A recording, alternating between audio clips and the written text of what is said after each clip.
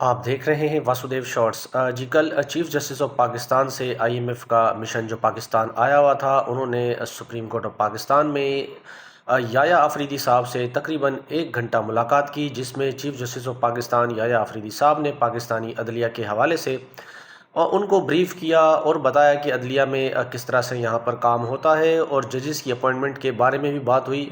اس کی تفصیلات بھی انہوں نے دی۔ یہ بریفنگ کے بعد جو ہے وفد جب وہاں سے روانہ ہوا تو باقاعدہ chief justice of Pakistan Yahya Afridi صاحب نے صحافیوں کے ساتھ ایک پریس کانفرنس جیسی ایک چیز کی، جو کہ ٹی وی پر تو نشر نہیں ہوئی، لیکن انہوں نے صحافیوں سے براہ راست ملاقات کی، ان کے سوال بھی لیے اور ان کے جوابات بھی دیے، جس میں انہوں نے کہا کہ میں نے IMF کے وفد سے کہا ہے کہ ہم نے پاکستان میں عدلیہ کی آزادی کا حلف اٹھایا ہوا ہے، اور جو چیزیں میں آپ کو بتا سکتا ہوں بس اتنی ہی بتا سکتا ہوں، اس کے علاوہ میں پابند نہیں کہ آپ کو مزید تفصیلات دے سکوں۔ اس پر چیف جسٹس صاحب نے میڈیا کے لوگوں کو بریف کیا کہ ہم نے عدلیہ کے حوالے سے بات کی، بات بتائی،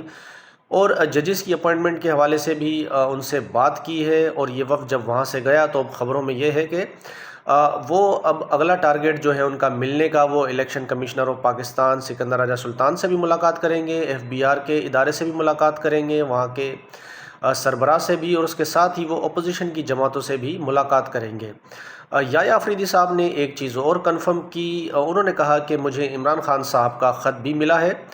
خط کی اچھی بات یہ ہے کہ وہ خط صرف خط نہیں، اس میں مواد بھی انہوں نے فراہم کیا ہے، یعنی مواد